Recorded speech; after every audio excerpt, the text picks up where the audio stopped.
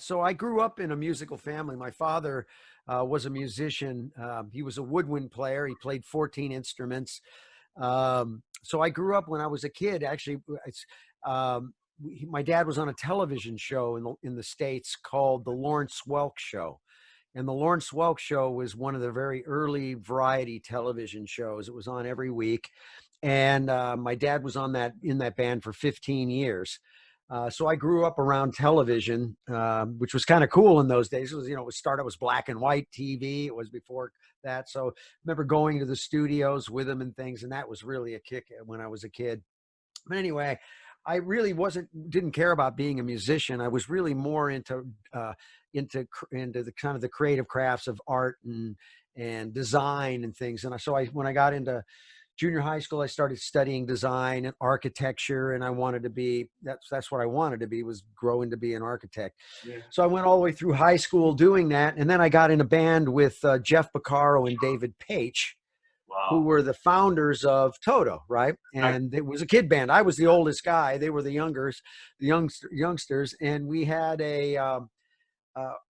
it was a band. It was like a Blood, Sweat, and Tears Chicago style band. It was called Merciful. It was actually, it was called the Merciful Soul Band.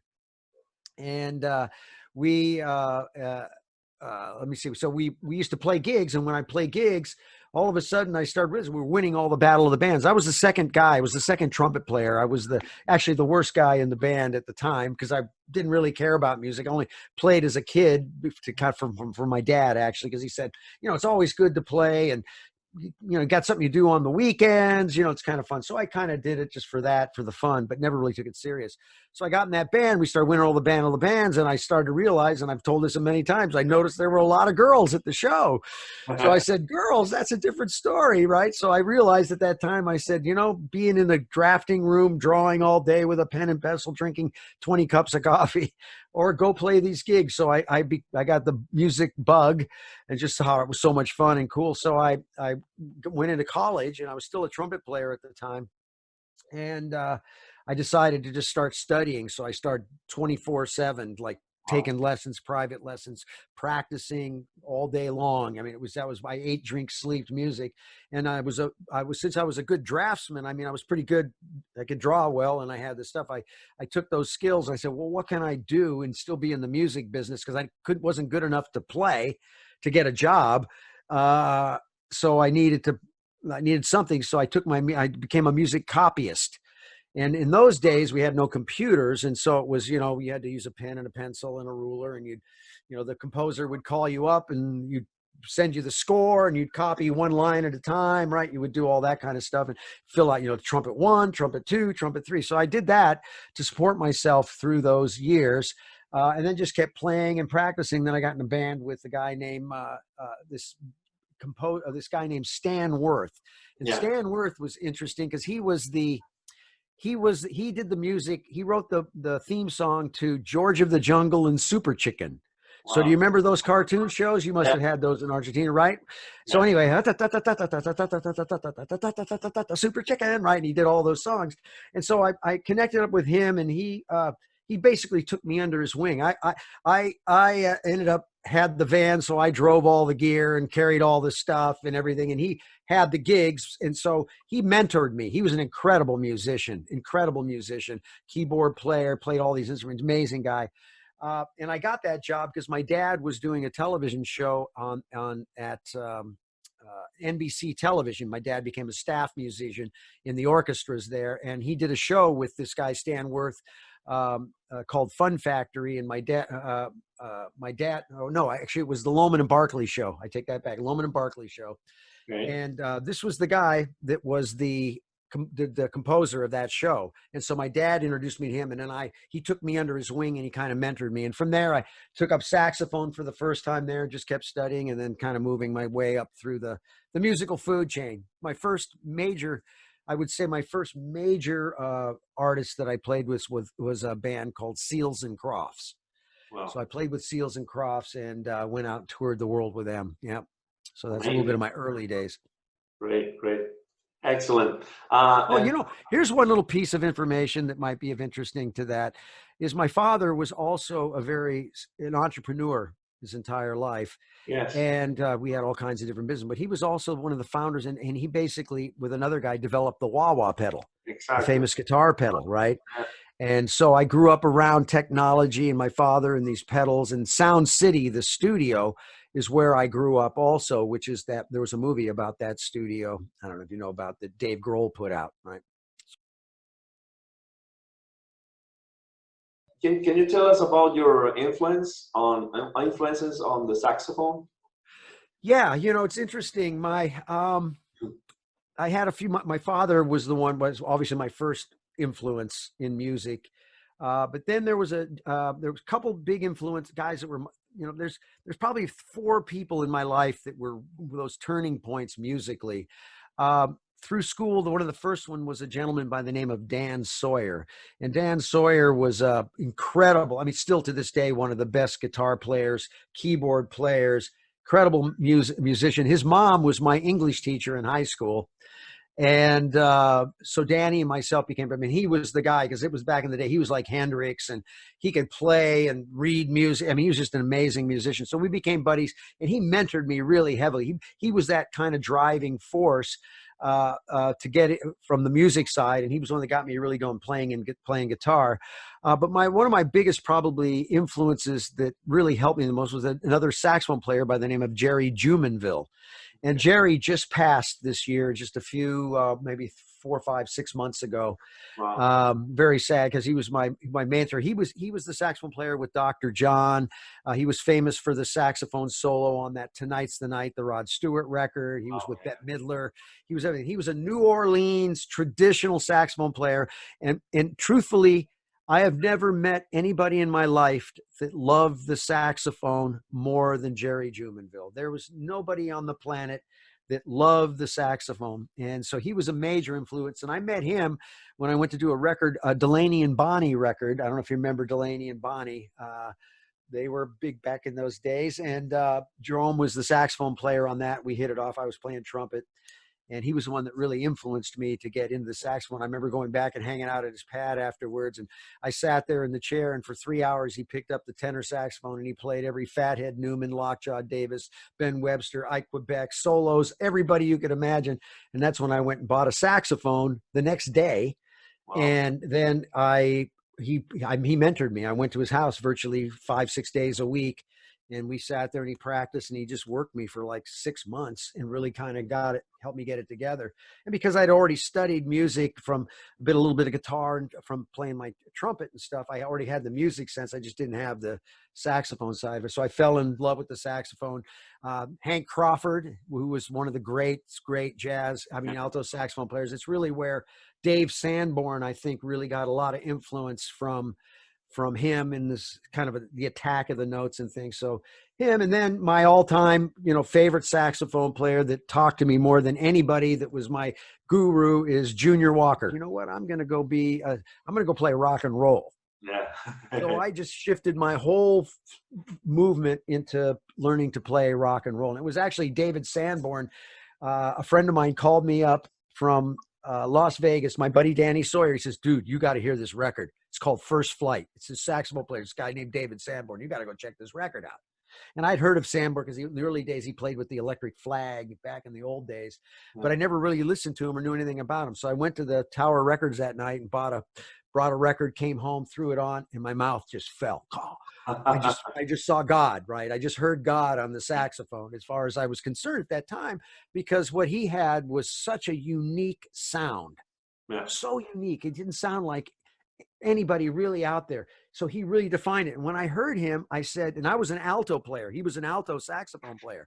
I heard that night, my heart went into my heart, and I said, there's no way I can be an alto saxophone player now and go compete in that market with that guy, because I knew everybody was going to go follow him. Yeah. Right. It was going to be this mad rush to go be David Sanborn. And there was a period of time, every session and stuff I'd go to, people would say, "Can you play that solo? Can you play it like David Sanborn?" And everybody sounded like David Sanborn, because it was just so obvious. It was such a change in the dynamics of the saxophone music at the time. He just killed it. Right. Amazing. So I ended up just taking I said, I'm switching to tenor. I went and because I picked a market, and then I just went after it and said, I'm just going to be a rock and roll guy. But Amazing. Junior was my man. That guy talked to me because his melodies were so beautiful, and he was so rhythmic, and his time was so good, and it was so different too. He was unique in the way he played. So that clearly one of my big influences.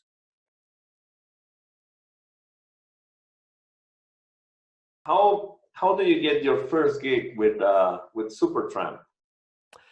Okay. Oh yeah. That's interesting. So you know, as I was growing up, I realized that the name of the game of being in the business is you have to be around the business all the time, and you got to. So I would always take, no matter what job, what I was doing, I would take every job, whether it paid any money. I didn't care. I just wanted to take jobs, and especially if there were gigs at places where a lot of musicians, you know, Madame Wong's, the Whiskey, those kind of places around LA.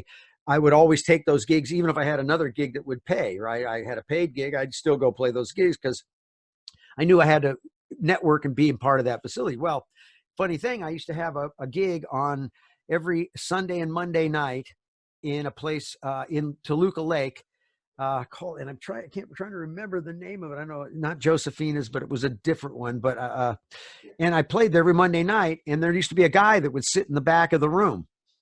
And he'd sit back there. And so I would one night, I could see him every week at the time. And I walked up and I says, well, hey, how you doing? I'm Scott. And I see you always come in, and I never really talked to you and stuff. And he said, and he had long hair and stuff, and he'd drink a beer, very quiet and stuff. And he says, I said, what do you do? I said, what do you do? He says, his name was Bob. I said, oh, hi, Bob. How you doing, Scott? Blah, blah. And I says, well, what do you do? He says, well, I play in this band Supertramp, and we're making this record. And so I called, it was Breakfast in America, I believe at the time. It was one of that early records. And so we became friends. And then years later, he looked me up. I was playing with Diana Ross, and I was in Las Vegas, and I got a phone call from Bob, from him, found me, sent me down, and said, hey, we're looking for somebody for Supertramp. Would you be interested in coming and auditioning? And I said, well, my day off is Wednesday, because we were playing in Vegas at the, you know, I guess it was Caesar's Palace or one of those venues. I think Circus. I don't know. I can't remember. So I flew back to LA on that Wednesday, went and auditioned, and then I came back and I ended up getting the gig. And then I went and played for Supertramp for, you know, a couple of long tours and some records, did 3 records with them. Wow. Amazing. Yeah. So that's how I met it. So you never know. I try to tell everybody, you never know where your gigs are going to come from. You never know. Oh, and that's how I met. And that's how I met Dave Gilmour then, right? Yeah. Because as I was playing with Supertramp, Dave came to do the record, and boom, that was that. So it's a very interesting, you know, ride. You know, life is in a very interesting journey. I didn't know anything about Pink Floyd. Okay. Even though I played on the record, because when I went to do the record, because I would do sessions. Okay. And so I got called to go do a session, and I didn't realize how big Pink Floyd was. I just didn't know, because I really never paid any attention to Pink Floyd at that time in my life. I was into R&B, you know, Junior Walker and Stevie Wonder, and I was in another world of music, and I wasn't really paying attention to that music. So when he called me up, I said, you know, let me let you know, Dave, I wasn't sure. So I called some friends of mine up, and I said, by the way, I went and I played on this Pink Floyd record, you know, last week. And then I got this call from this guy, Dave Gilmour. They said, you're playing on a Floyd record? I said, yeah. I said, yeah. And I said, guy, Dave Gilmour, he's the guitar player. I said, he called me up and he said, you wanted me to join the band? I don't know anything about, what do you think? And they're like, oh, dude, you got to take that job. You got to do that. That's like a big deal. And so that night I ended up going to Tower Records again, buying a bunch of records. I remember I went about 1 o'clock in the morning, because it was real late. They used to be open 24 hours. Yeah. I bought the records, came back, and I listened to them. And then I went, okay, cool. So I called them up, took the gig, and I'm the happiest guy that ever happened. I'm so thankful I took that gig. I mean, I learned so much. Yeah. I learned so much from that business. I mean, so I looked at it. It's not only the band and its music, but it's the whole infrastructure and how they move this giant like circus around the planet, right? Yeah. And it always worked, and it always happened, and the incredible crew that makes this all happen. I mean, the behind the scenes, and myself as a producer, I was always fascinated from the behind the scenes part of it. So that blew my mind. And then, because it was, at the time, it was the biggest tour on the planet. And it was like a giant, there was 160 people something traveling on this tour, and multiple stages, leapfrogging, and I mean, just amazing feat.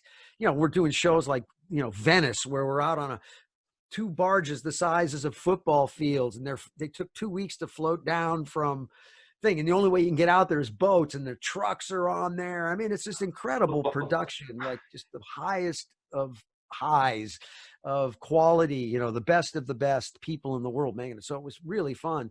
And then Gilmour was he was my music guru, right? I mean, he really taught me a lot. He made me realize the power of melody, the master of melody. I call Dave Gilmour the master of melody, because he always plays those melodies that anybody can follow. Right. You don't have to be a musician, because that's the thing about jazz. You got to kind of follow what's going along. You got to have a pretty educated ear. And that doesn't mean people can't like it. I don't mean that, but to like follow it from that point. And I just realized that Dave, everything he plays is so melodic and so beautiful, and the tone is extraordinary, and the way he touches his notes and the way it feels is just, it's as good as it gets. It's so unique and so beautiful. So Gilmour, I really realized, because, I might've been playing, he changed my playing. I changed my whole style of playing after playing with him. Wow. Because I now, instead of trying to go, I try to play melodies that people can sing, like when you hear Comfortably Numb, if you listen to Comfortably Numb and you do not hear, somebody does the song and you don't hear the guitar solo, it feels like somebody left out the words. Right. And it's a melody, because that you wait for that in the song, and that's everything he does. Right. Everything he does is that musical, so musical. And so, he made me a better musician. There's no question. I'm very thankful for what I learned from him. I used to love to go stand. He'd be playing Comfortably Numb, and I'd be on the guitar. I'd wander in front of his amp, and I'd stand in front of his amplifier, and it was like heaven. Yeah, it was like heaven. It was so beautiful to sit there and just feel that vibration of Gilmour. And you're just like, oh, it was the best thing. So, those are some great moments, no doubt. That was quite a ride playing with those guys. Hey, what can you tell us a highlight moment of the Momentary Lapse of Reason tour? The other one was the Palace of Versailles. Yeah. When we played there, because nobody had ever played there like that. We set up, 90,000 people showed up outside of Palace fully lit, completely showed, and they had put up a whole extra set of laser stations for this one concert, because they were filming it and stuff. So they brought in all this extra stuff, right? And I'll never forget when Gilmour goes to the solo on Country, they flip these lasers on, and they kind of build this grid of lasers over 90,000 people, and you could actually feel the people go like that. You could just feel the energy in the place, because it was so dramatic. This thing that just happened at one time was like, right? It was crazy, and what's funny is what I did, which was interesting, is that particular show, I started my video camera, and I had a 2-hour tape in it, right? So I started it at the dressing room, and I never turned it off for the entire show. Cool event. Mashan Taylor was singing there, right? Oh yeah, Mashan, I love her. She was probably one of my best buddies on the road. She's first of all, she's a beautiful person. She's a really good soul. I mean, she's as kind and as nice and fun to be around, can hang, and, never no ego, just a wonderful person. So we hit it off really good. We had a lot of fun on the road. She was really fun. John Karen, it was fun. Everybody was fun. It was really an interesting ride. When looking back now, you think about all those things, all the crazy stories, because there's tons of them. Because you imagine you're like a family in a circus on the road for 2 years. Wow. Yeah. Right. So it's like, that's like your hang, right? So there's all these crazy things that happen throughout that entire ride, so. Can you tell us about your experience of with Toto, the band Toto? How Oh, I mean, well, yeah, I mean, Toto, I mean, those are, you know, those are like brothers because we grew up as kids, right? So that was a different, that's a little different relationship because that was the first band I was in with, was with David and Jeff Picaro. Jeff Picaro for me was probably the most driving force that made me want to be a musician and be good was Jeff Picaro, because we used to do gigs where, you know, I had this old, in high school, I had this old 57 Porsche that I paid $1,100 for. I'll never forget that car. I used to take the seats out and we'd put Jeff's drums wow. in the back seat of the thing, and he would hold drums on them, and we'd go play casuals like gigs on the beach or parties or things like that. So we used to do all kinds of stuff like that when we were kids. So I grew up around that family, and then Mikey and Steve started growing up and becoming more and more. And you know, that was that band when I played with that. But that was like, these guys were like serious musicians. I mean, Jeff Picaro at that time and David, they were like, he's my kids. favorite drummers ever. Oh no, Jeff is, he's like, you know, I mean, people ask me, they said, what was the best thing about playing with Toto? I said, I played cowbell on 4 songs with Jeff Picaro. yeah, It was better than sex. It was like, boom, man. That stick would just sink. Boy, I mean, he's just like the groove meister, right? Yeah.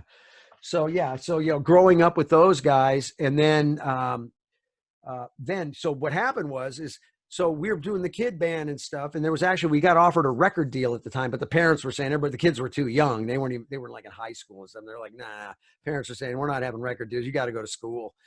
Right. And so, so as the time went on, Jeff took off. You know, he started, you know, doing Sonny and Cher show. He started becoming like first drummer. They did the Steely Dan records, and you know, Boz Scaggs record first, and then then he did Seals and Crofts. You know, he was on before me. He was actually on the early stage. I came about a couple years later after him, but he. You know, he was my guy. So always in the back of my mind, I wanted to go, man, I want to be like that guy. You know, I want to be as good as him. And when I got called for that band, I was like, oh, I got called to go play in that band. I'm like, I can't believe it. I played with Supertramp, and, you know, I started getting my name around and things were happening, but I got called to play with, and I'm like, holy crap. I was like so excited. I was like, I couldn't even stand it. So I remember we were going to be rehearsing in a couple of weeks, and man, I practiced all that music every day, 8 to 10 hours. I didn't tell anybody that, but I wanted to make sure I walked in there and I knew what was happening. Yeah. I didn't want to fall down in front of Jeff and those guys, because they're you know, at that time they were like, you know, they won the Grammys, and, you know, they're serious musicians, and then, you know, all the records from Michael Jackson, and I mean, just forget about it. Right. So that's one you don't want to fall down on. So I remember, and I'll never forget, like the 3 days before, the night before, I couldn't sleep, man. I was scared to death. I was like panicked. I thought, oh my God, what happens if I go in there and I fall down? Right. Yeah. And I suck. And I'm like, oh no. So I all studied up. So I go in there and I go in there. The first thing they do is Jeff hands me a cowbell. Mm-hmm. I didn't play my instrument yet. Yeah. Handed me a cowbell, and they were playing like some jab. And so here's the cowbell, Paige. Hands me the cowbell, and they're rocking, right? And I'm like, oh shit, that's the first thing I do is got to pick up the cowbell. And the good news is I'm a metronome nut. Yeah. I'm like, I've been a freaking time guy. Everything's about time and the groove to me. That's where the metal meets the road, right? Yeah. So, so I play the cowbell, and then Jeff afterwards, he comes over, he goes, puts his arm around me, and I was like, I got through. It was fun. We had 2 buses, right? This was a bus tour. When we went to Japan, we flew, but when we did the States, it was a bus tour, and we had 2 buses. We called it the A bus and the B bus, right? So the A bus was Lukather, Paige, Mike, and Steve, and then the B bus was me and Jeff, and Lenny Castro, the percussionist from Toto. We did all this stuff, and his wife Paulette. So we had the A bus and the B bus, and, you know, it was, it was three. We listened to 3 records on that bus for the entire tour. It was a Marvin Gaye's greatest hits album. It was Hendrix, and it was Steely Dan. I just want to say that I'm very grateful that you're sharing these stories. Well, there you go. Many people here in Argentina, we have like, they are big fans of Pink Floyd, Toto, Supertramp, and they don't know these stories. And all right, great, good. That'll be fun. Yeah. First time ever they're gonna hear. Yeah, you know, some of the, I don't think I've ever told all these stories, so this is probably the first time I've told some of these stories, at least on a thing. Now, some of the stuff I've told before, but you know, and there's certain things that people ask me where you came from, all that. So there's certain things that are the same, but there's a few of those stories I don't think I've ever told. So there you go. There you go, Argentina. Yeah. Inside track. Right. Well, hey, Pablo, it was really nice meeting you, and thank you very much for having me on your show, man. I really appreciate it. All right. Right. Thank you, my friend. All right. Bye.